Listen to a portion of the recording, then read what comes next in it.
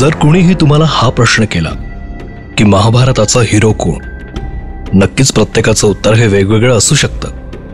पण माझ्यासाठी उत्तर फक्त एकच, कर्ण. सूर्यपुत्र कर्ण, सूतपुत्र, कौंतेय, अधिरथ पुत्र, राधेय, शोणचा भाऊ, अशी कित्येकच नावं. पण माझ्यासाठी एकच, महारथी कर्ण. पांडव वनात निघून गेले. कर्ण सोमरसाच्या जवळ जाण्याचा प्रयत्न करत असताना संजय काका दुर्वास ऋषीबद्दल सांगून गेलेत आणि प्रभंजनाबरोबर कर्णही तिथंच उभा होता. तुम्ही ऐकत आहात महारथी कर्ण आणि मी आहे अनुराग. दुर्वास ऋषीचं वास्तव्य हस्तिनापुरात आलं होतं. त्यांना भेटायला अनेक जण जाऊ लागले, पण कर्ण अजूनही त्यांना भेटायला गेला नव्हता. किंबहुना अजून त्याला तशी संधीही आली नव्हती. पण दुर्वास ऋषी वास्तव्यास आल्यापासून ते फक्त 2 लोकांशीच प्रेमाने बोलत असत. एक अश्वत्थामा आणि दुसरा दुर्योधन. पण दुर्योधन दुर्वास ऋषींच्या सेवेत तत्पर होता. तो नेहमी त्यांची सेवा करत असे.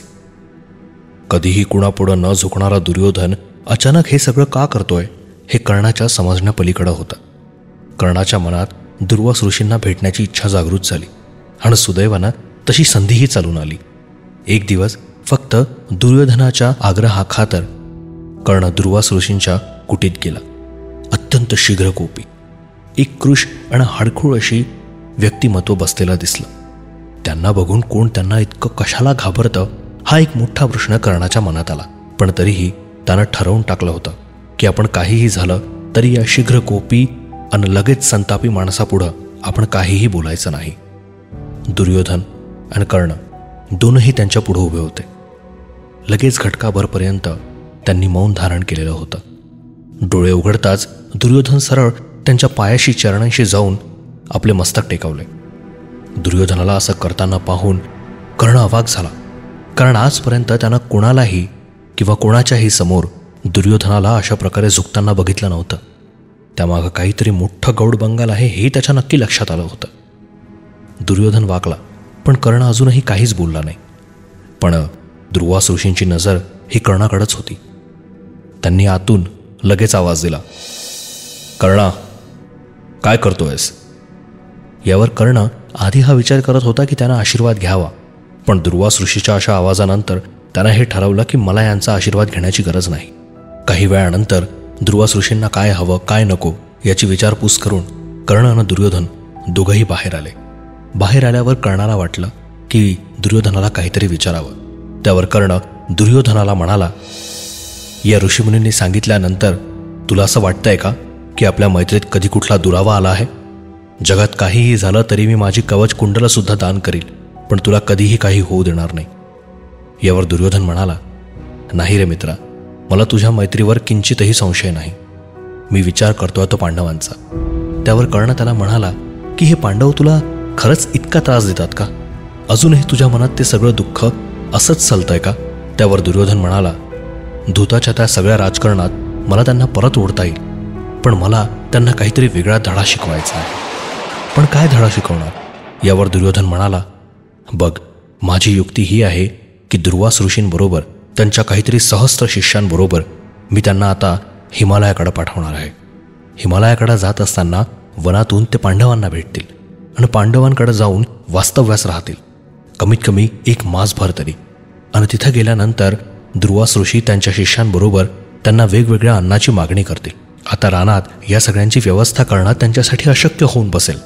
आणि त्यानंतर हा शीघ्रकोपी शीघ्र संतापी ऋषी मनी त्यांना श्राप देऊन मोकळा होईल. आणि बस, मला हेच हवंय.